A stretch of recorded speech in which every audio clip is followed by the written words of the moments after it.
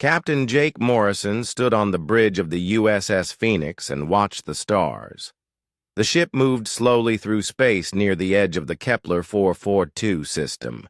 His crew had been here for 3 weeks, studying rocks and minerals on the small planets, and moons that floated in the dark. The Phoenix was not a warship. It was built to explore new places and find useful things that humans could use. The ship had some weapons, but they were small and weak. Most of the space inside was filled with labs and computers for science work. Jake liked it that way. He had joined the Space Navy to see new worlds, not to fight wars.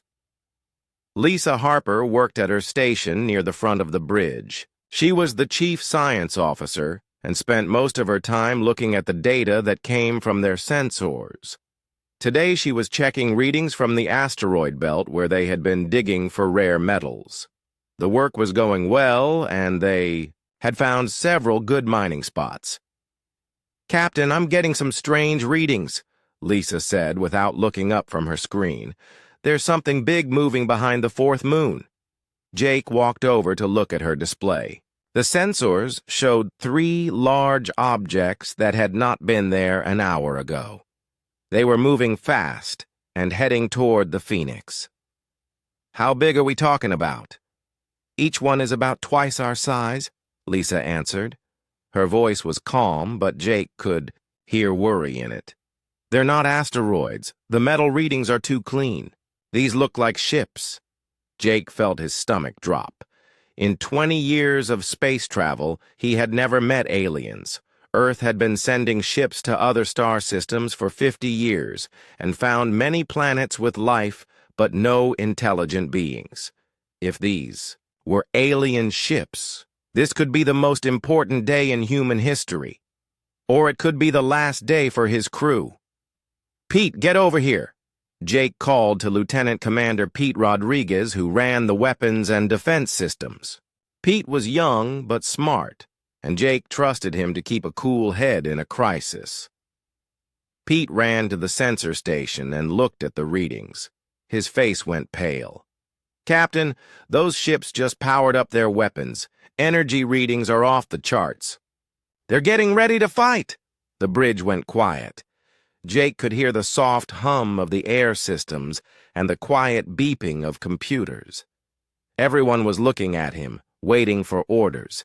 He had trained for this moment but never thought it would really happen. "Sound battle stations," Jake said in a clear voice. "All hands to emergency positions. Close all blast doors. Lisa, try to send a message to these ships. Tell them we come in peace."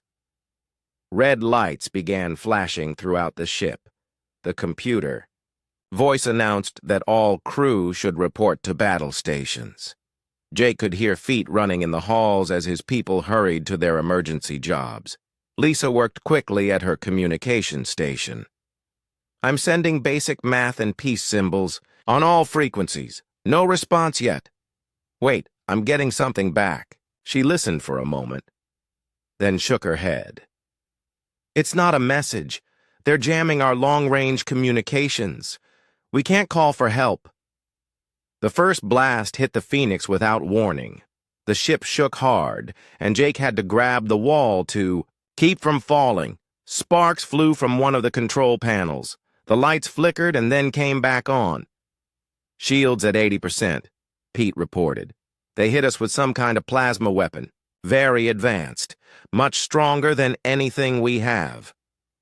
Through the main window, Jake could see 3 large ships moving toward them.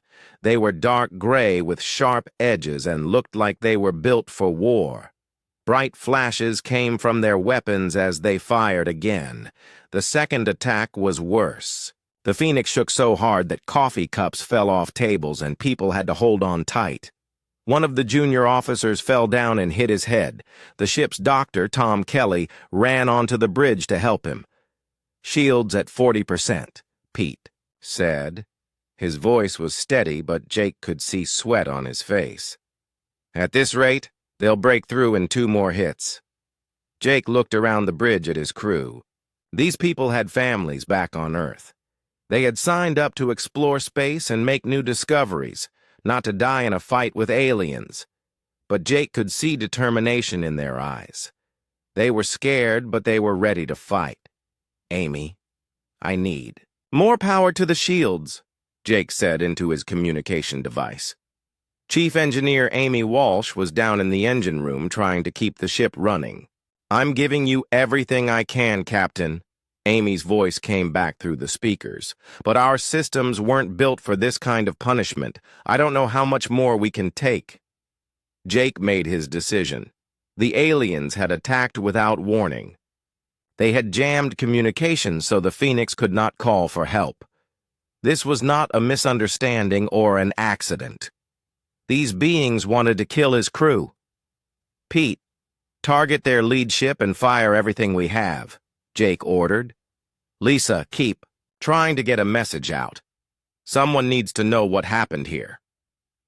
The Phoenix's small weapons began firing back at the alien ships.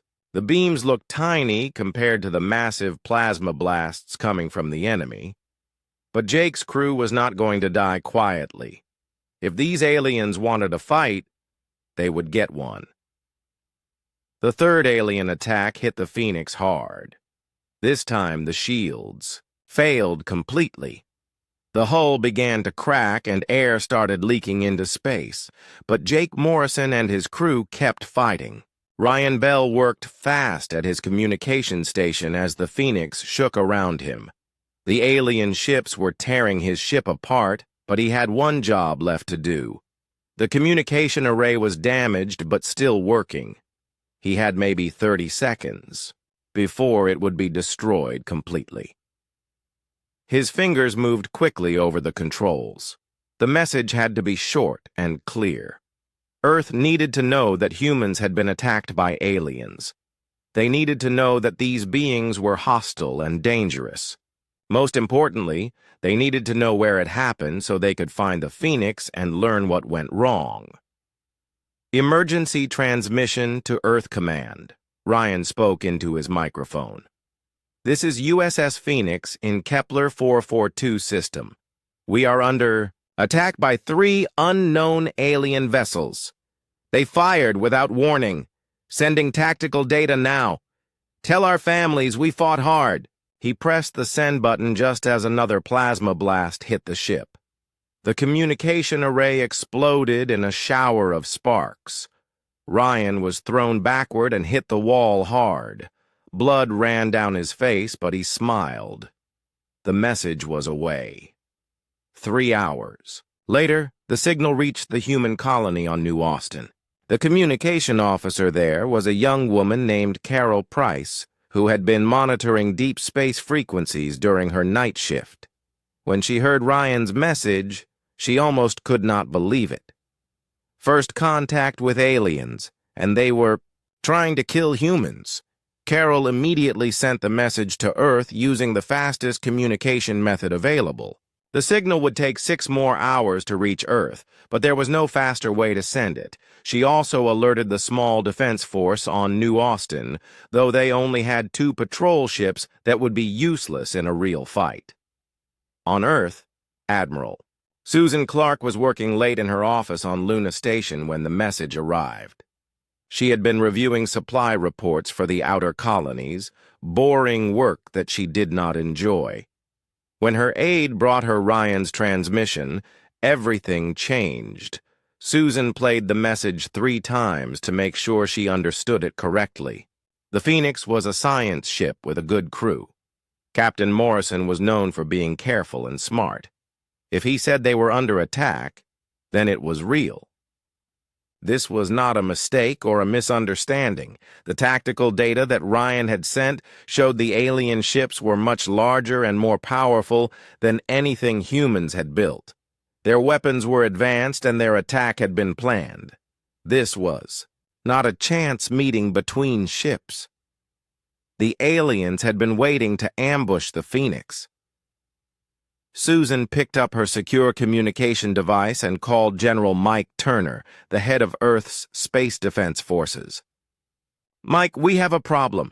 Get to my office now and bring your best people. We're going to war." While Earth prepared its response, the crew of the Phoenix continued to fight, even though their situation was hopeless. Captain Morrison had ordered all non-essential crew to the escape pods, but many chose to stay at their posts. They knew the pods might not get away from the alien ships, and they wanted to keep fighting as long as possible.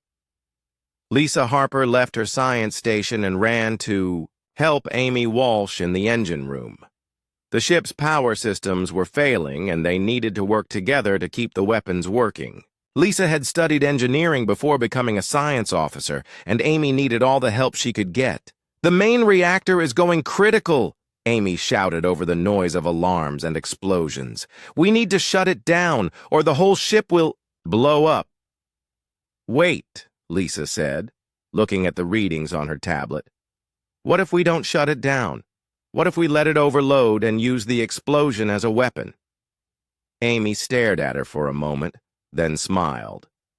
"That's crazy enough to work, but we'll only get one shot, and we'll have to get close to their ships." On the bridge, Captain Morrison was thinking the same thing. The Phoenix was going to be destroyed no matter what they did. But maybe they could take one of the alien ships with them. Maybe they could learn something about these enemies that would help other humans later.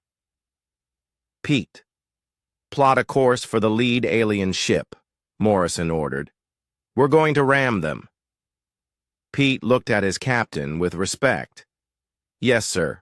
Course. Plotted. We'll reach them in 2 minutes." The Phoenix turned toward the largest alien ship and began to accelerate. The aliens seemed confused by this move. They had expected the human ship to try to run away or surrender. They had not expected it to attack them directly.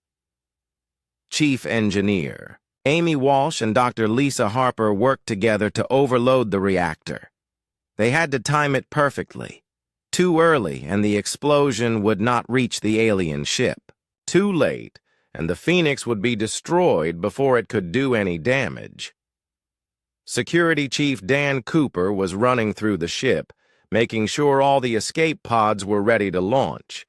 Many crew members refused to leave their posts, but he forced them into the pods anyway.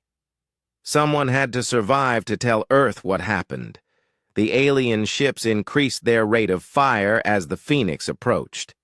The human ship was breaking apart under the attack, but it kept moving forward. Pieces of hull flew off into space. Entire sections of the ship were open to vacuum. But the crew that remained kept the ship on course. 30 seconds to impact, Pete reported. His voice was calm, even though he knew he was about to die. Captain Morrison looked around the bridge one last time. These people had served with honor and courage. Their families would be proud of how they faced death. "It's been a privilege to serve with all of you," he said. The Phoenix hit the alien ship just as Amy Walsh triggered the reactor overload. The explosion was so bright it could be seen from the other side of the star system. When the light faded, both ships were gone. But Ryan Bell's message was already racing toward Earth, carrying news that would change everything. Admiral Susan Clark stood in the main command center on Luna Station and watched as her staff worked to prepare the largest military response in human history. 6 hours had passed since she received the message from the Phoenix. 6 hours since humanity learned they were not alone in the universe and that their new neighbors wanted them dead. The response was swift and massive. Every available warship in the Earth Defense Force was being called into action. Admiral Frank Murphy would lead the 7th Fleet to Kepler 442, and Susan was giving him everything she could spare. 12 heavy cruisers, 8 destroyers, and 2 carrier ships loaded with fighter craft and Marines. "Frank, I want you to understand something," Susan said to Admiral Murphy as he prepared to leave Luna Station. The Phoenix was a science ship with a crew of 37 people. They were attacked without warning by aliens who wanted to kill them. Every one of those people had families, friends, dreams for the future. Now they're dead. Frank Murphy was a veteran commander who had fought in the colony wars 20 years earlier. He was known for his calm thinking and careful planning. But Susan could see anger in his eyes as she spoke. "What are my orders regarding prisoners? If they surrender, take them. We need to learn about these aliens and find out if more attacks are coming. But Frank, if they want to fight, then we finish what they started. No human ship will be attacked without consequences. Make sure these aliens understand that." The 7th Fleet left Earth space 12 hours after the Phoenix was destroyed. The journey to Kepler 442 would normally take 3 days at safe speeds. Admiral Murphy ordered his ships to push their engines beyond normal limits and made the trip in 36 hours. Every minute counted because the alien ships might still be in the system. Captain Steve Nash commanded the flagship UHS Defiance, the most powerful warship humanity had ever built. The ship carried enough weapons to destroy a small moon and had armor thick enough to stop most known weapons. Behind him came 11 other heavy cruisers, each one capable of fighting multiple enemy ships. Captain Maria Santos led the destroyer squadron in her ship, the UHS Vengeance. The destroyers were smaller and faster than the cruisers, designed to hunt down enemy ships that tried to escape. Maria had requested the assignment personally after hearing about the Phoenix. Her brother had served on science ships, and she took the attack as a personal insult. The 2 carrier ships, UHS Eagle and UHS Falcon, brought 4 squadrons of fighter craft and 2 full battalions of Space Marines.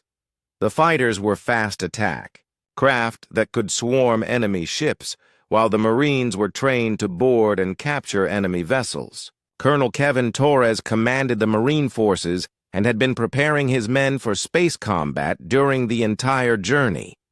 As the fleet approached Kepler 442, long-range sensors began picking up signals from the system. There was a large debris field where the Phoenix had made its last stand. The remains of 2 ships floated in space, twisted metal that had once been the human research vessel and one of the alien cruisers. "Sensors show 2 alien ships still in the system," reported the sensor officer on the Defiance. "They appear to be salvaging technology from the wreckage. Distance is 4 million kilometers and closing." Admiral Murphy studied the tactical display. The aliens had stayed in the system for more than a day after destroying the Phoenix. They were either very confident or very stupid. Either way, they were about to learn that attacking humans had consequences. The alien commander was Admiral Zexthor of the Vorthon Collective. He had convinced his leaders that humans were a threat that needed to be stopped before they spread too far across the galaxy. The attack on the Phoenix was meant to be a warning to other human ships to stay away from Vorthon space. Zexthor had been surprised by how hard the human crew had fought. Most species surrendered when faced with superior firepower. The humans had chosen to die fighting, even ramming one of his ships with their damaged vessel. It was wasteful and pointless, but it showed a dangerous fighting spirit. Now his sensors were showing a large human fleet approaching the system.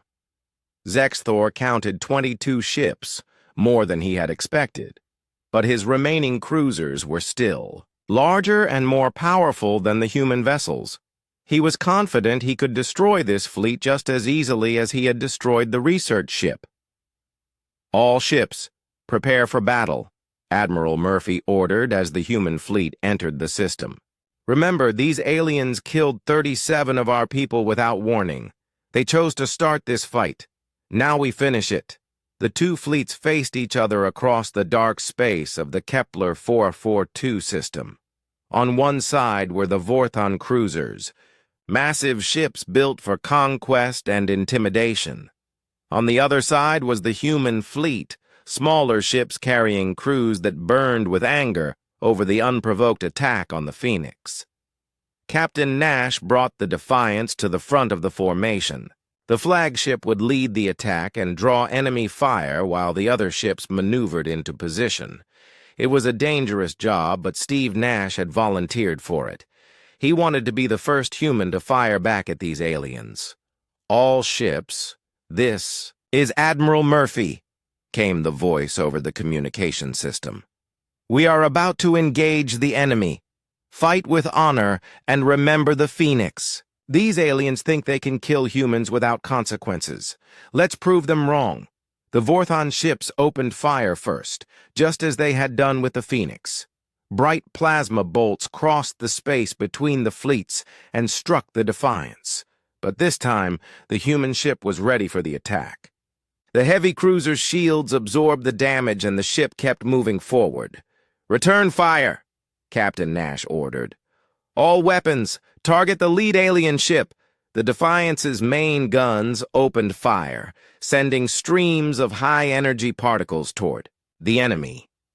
The other human ships followed, creating a wall of weapons fire that lit up the space around the alien vessels. The Battle of Kepler 442 had begun. Admiral Zexthor watched in shock as his plasma bolts failed to stop the human flagship. The Defiance was smaller than his cruiser, but seemed to be built much stronger than he had expected. Worse, the human. Weapons were more powerful than the sensors had indicated. His ship's shields were taking serious damage. All ships concentrate fire on their flagship, Zexthor ordered. Destroy it quickly before the other ships can support it. But the human fleet was not fighting the way he expected. Instead of staying in formation and trading long-range fire, the smaller ships were spreading out and attacking from multiple directions. The destroyers were moving fast and hitting his ships from the sides where their armor was weaker. Captain Santos brought the Vengeance in close to one of the alien cruisers and fired her main guns at point-blank range. The destroyer's weapons were not as powerful as those on the heavy cruisers, but at close range they could punch through enemy armor. Her attack opened a large hole in the alien ship's hull. The battle was not going the way Admiral Zexthor had planned.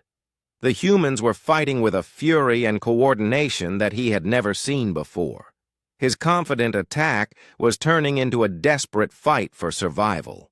The Battle of Kepler 442 raged for 18 hours without pause.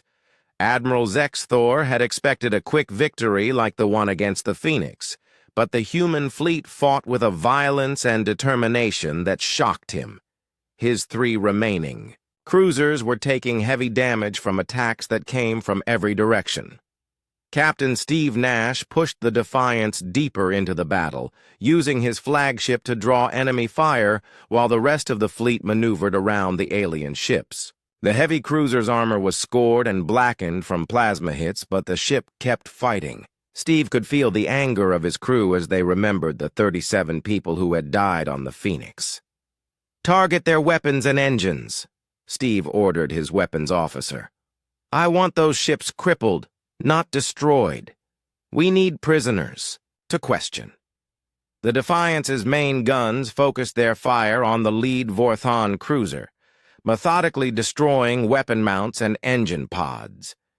The alien ship began to slow as its propulsion systems failed, but the Vorthons kept firing their remaining weapons, refusing to surrender even when their situation became hopeless. Captain Maria Santos had brought her destroyer squadron in close to the alien ships, using their speed and small size to avoid the heavy plasma weapons. The Vengeance and 3 other destroyers attacked like wolves, striking fast and then moving away before the aliens could respond effectively. "All destroyers target the second cruiser," Maria ordered over the fleet communication channel. "Hit their reactor core. Let's see how they like being on the receiving end." The destroyer attack was perfectly coordinated. 4 ships firing at the same target from different angles, their combined firepower overwhelming the alien ship's defenses. The Vorthon cruiser's reactor began to overload, sending dangerous energy readings across the battle zone. Admiral Zexthor watched his second ship die and realized he had made a terrible mistake. These humans did not fight like any species he had encountered before. Most civilized beings tried to minimize casualties and damage during space battles. The humans seemed determined to completely destroy their enemies. "Signal the collective command," Zexthor ordered his communication officer. "Tell them we have engaged a human fleet. Request immediate reinforcements." But there would be no reinforcements. The human destroyers had been jamming long-range communications since the battle began. Just as the Vorthons had done to the Phoenix, the humans were making sure no enemy messages could get out. Whatever happened in this system would stay here until the fighting was over. The third phase of the battle began when Colonel Kevin Torres launched his marine assault. The UHS Eagle and UHS Falcon had moved into position behind the main fleet, and now they released their cargo of fighters and assault craft. The Marines were going to board the alien ships and capture them from the inside. "Remember your training," Kevin told his Marines as they prepared to launch. "These aliens killed our people without warning. They chose to start this war. Now we're going to finish it." The Marine assault craft were small, fast ships designed to carry soldiers through space and punch through enemy hulls. They were heavily armored and equipped with cutting tools that could break into even the strongest alien ships. 20 craft launched from each carrier, carrying 5 Marines each. Lieutenant Julie Morgan led the first boarding party to reach an alien ship. Her assault craft attached itself to the hull of the damaged Vorthon cruiser and began cutting through the armor. Julie was a veteran of the colony wars and had trained for this moment her entire career. She was about to become the first human to fight aliens in hand-to-hand combat. The cutting tools broke through the alien hull, and Julie's Marines poured into the ship. The Vorthons were waiting for them with weapons ready, but they had never fought humans before. They did not understand how fast and aggressive human soldiers could be in close combat. Julie's squad moved through the alien corridors like a storm, clearing each room with practiced efficiency. The Vorthons were larger than humans and had stronger natural armor, but they fought like individuals rather than as a team. The Marines worked together, covering each other and advancing steadily toward the ship's command center. "This is Morgan," Julie reported over her radio as her squad reached the bridge. "We have control of the primary command center. Resistance was lighter than expected. These aliens don't know how to fight inside their own ships." Colonel Torres smiled as he listened to the reports from his boarding parties. All 20 assault craft had successfully breached the alien hulls. His Marines were taking control of key systems throughout the Vorthon ships. The aliens had superior technology, but they had no experience fighting an enemy that would board their vessels. The tide of battle turned completely when the first alien cruiser lost power. Julie Morgan's Marines had captured the engineering section and shut down the ship's main reactor. Without power, the massive Vorthon vessel became a helpless target for the human fleet's weapons. Admiral Zexthor realized his situation was hopeless. One of his ships was captured, another was destroyed, and his flagship was surrounded by human vessels. Enemy soldiers were fighting through his ship's corridors, getting closer to the bridge with every passing minute. He had started this battle, confident of victory. Now he faced complete defeat. "Sir, the humans are demanding our surrender," his communication officer reported. "They're offering to accept our yield if we power down our weapons immediately." Zexthor looked around his damaged bridge. Half of his officers were dead or wounded. Smoke filled the air from damaged systems. In the distance, he could hear the sound of human weapons as the Marine boarding parties fought their way through his ship. His proud fleet had been destroyed by beings he had thought were weak and primitive. The admiral of the Vorthon Collective made his decision. Signal the human fleet. Tell them we surrender. But Captain Nash was not finished. The aliens had attacked a peaceful research ship without warning. They had killed 37 innocent people who were doing nothing but studying rocks and planets. A simple surrender was not enough to pay for that crime. Negative, Nash responded to the alien surrender offer. You will shut down all weapons and prepare to be boarded. Your senior officers will be taken prisoner. Your ships will be captured and studied. And you will provide complete information about your military forces and the location of your home worlds. Admiral Zex Thor felt fear for the first time in his military career. The humans were not accepting a normal military surrender. They wanted total submission. They wanted to know everything about the Vorthon Collective so they could plan their revenge. We demand treatment as prisoners of war under Galactic Convention, Zex Thor protested. Captain Nash's response was cold and final. You gave up any claim to civilized treatment when you murdered the crew of the Phoenix. You will accept our terms, or we will continue this battle until every alien ship is destroyed and every alien soldier is dead. Choose now. Looking at his ruined fleet and thinking of the human Marines who were still fighting through his ship, Admiral Zex Thor realized he had no choice.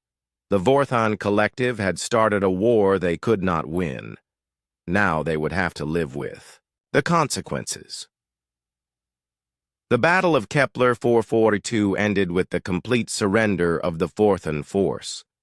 But for humanity, this was just the beginning. Admiral Zex Thor sat in a small cell aboard the UHS Defiance and thought about how badly he had miscalculated. His plan to eliminate human expansion had not only failed, but had brought down the full wrath of humanity upon the Vorthon Collective. The humans had captured 2 of his ships intact and taken prisoners from all 3 vessels. Now they knew everything about Vorthon military capabilities. Commander Rachel Kim led the interrogation of the captured Vorthon officers. Rachel was an intelligence specialist who spoke 7 alien languages and had studied every known species in the galaxy. She was patient and thorough, slowly extracting information about Vorthon society, military structure, and political leadership. Your attack on the Phoenix was unprovoked, Rachel said as she questioned Zex Thor. Our ship was conducting peaceful research. Why did you choose to attack? The Vorthon admiral looked tired and defeated. The Collective Council decided that human expansion was a threat to our territory. We thought if we destroyed one of your ships, you would stay away from our borders. Rachel made notes on her tablet. This was valuable intelligence. The Vorthans had attacked not because of immediate danger, but because they feared future human expansion. It was a preventive strike based on paranoia rather than actual threat. How many ships does the Collective have? What are the locations of your military bases? At first, Zex Thor refused to answer. But as the hours passed and Rachel continued her questions, he began to realize that resistance was pointless. The humans had won a complete victory. His career was over and his fleet was destroyed. There was no point in protecting military secrets that would not help his people now. While the interrogations continued, Admiral Murphy sent a message to the Vorthon Collective through the captured communication equipment. The message was simple and direct. Humanity would not tolerate unprovoked attacks on their vessels or colonies. Any future aggression would be met with overwhelming force. The attack on the Phoenix would be the last time aliens killed humans without consequences. Your Admiral Zex Thor came to our space and murdered 37 innocent people, Murphy's message stated. He thought humans were weak and would not fight back. He was wrong. We have destroyed his fleet and captured his ships. If the Vorthan Collective wants war, we will give you more war than you can handle. If you want peace, you will stay away from human space and never again attack our people. The message was transmitted on all Vorthan military frequencies and repeated every hour for 3 days. Murphy wanted to make sure the alien leadership received it clearly. He also included detailed recordings of the battle, showing how quickly and completely the human fleet had defeated the supposedly superior Vorthan forces. On Earth, news of the battle spread quickly through human space. The crew of the Phoenix were honored as heroes who had died defending humanity against its first alien enemies.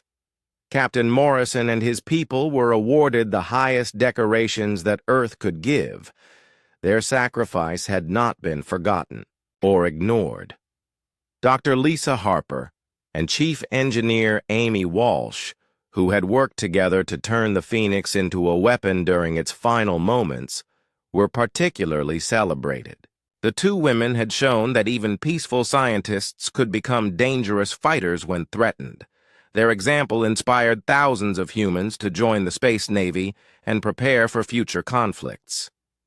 The survivors from the Phoenix, including the few crew members who had escaped in life pods during the battle, were found floating in space by the human fleet.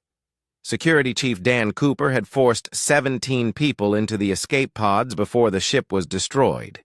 These survivors were able to provide detailed accounts of the alien attack and the crew's heroic response. "They never asked us to surrender," reported Chief Petty Officer Gary Mills, one of the survivors. "They just started shooting without any warning. Captain Morrison and the others fought back with everything they had. They died trying to protect Earth and all of humanity."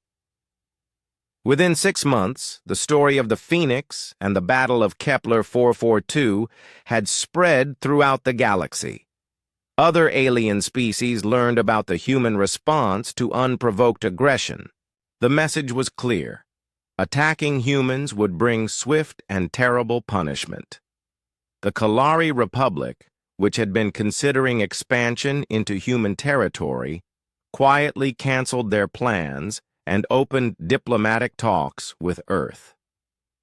The Sadari Empire, known for their aggressive expansion policies, decided that humans were too dangerous to provoke and focused their attention on other species. Even the powerful Nexus Federation took note of how quickly humanity had mobilized such a large military response.